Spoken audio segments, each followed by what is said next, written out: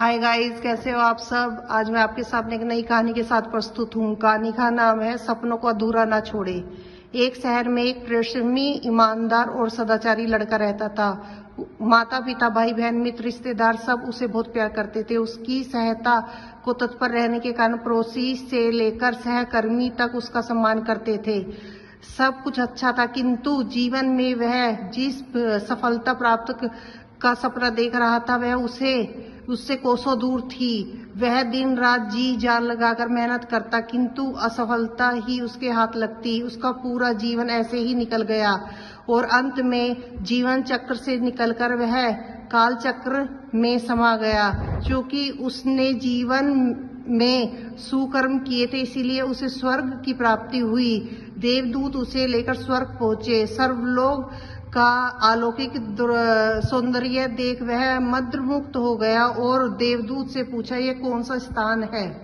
यह सर्वलोक है। तुम्हारे अच्छे कर्म के कारण तुम्हें स्वर्ग में स्थान प्राप्त हुआ।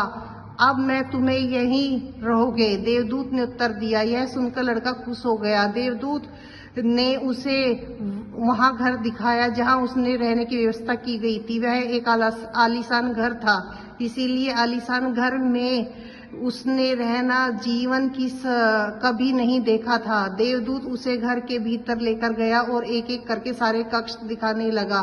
सभी कक्ष बहुत सुंदर थे। अंत में वह उसे एक ऐसे कक्ष के पास लेकर गया जिसके सामने स्वर्ग कक्ष लिखा हुआ था। जब वह उस कक्ष के अंदर गया तो लड़का यह देखकर दंग रह गया कि वहां बहुत सारी वस्तुओं के छोटे छोटे प्रतिरूप रखे हुए थे। यह वही वस्तुएं थी जिन्हें पाने के लिए उसने आजीवन मेहनत की थी, किंतु हासिल नहीं कर पाया था।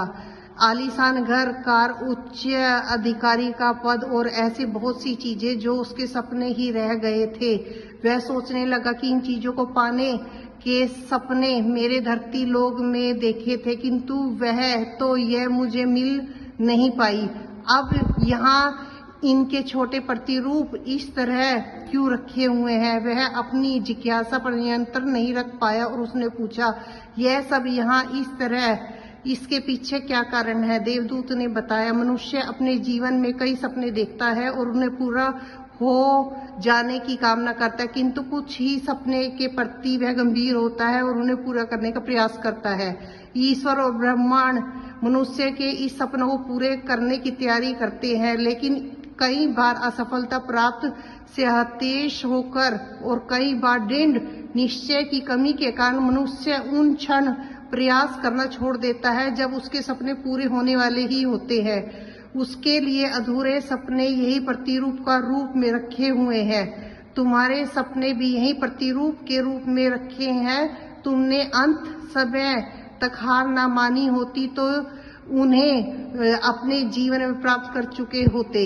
सपनों लड़के को अपने जीवन काल में की गई गलतियां समझ में आ गई, किंतु मृत्यु पश्चात वह कुछ नहीं कर सकता था। सीख मित्रों, किसी भी सपने को पूर्ण करने की दिशा में काम करने के पूर्व यह दृढ़ निश्चय कर ले कि चाहे कितनी भी मुश्किलें क्यों ना आए, चाहे कितनी बार भी असफलता का सामना क्यों ना करना पड़े, अपने सपने को पूरा करने की दिशा में तब तक प्रयास करते रहेंगे जब तक वह सपने पूरे ना हो जाए। अन्यथा समय निकल जाने के बाद यह मलाल रह जाएगा कि काश मैंने थोड़ा प्रयास और किया होता। अपने सपनों को पूरा अधूरा मत रहने दीजिए। दृढ़ निश्चय और अधिक प्रयास से उन्हें हकीकत में बदल करके ही दम लीजिए। धन्यवाद। अगर आपको यह कहानी पसंद आई हो तो लाइक और सब्सक्राइब जरूर करें। जय श्री राम।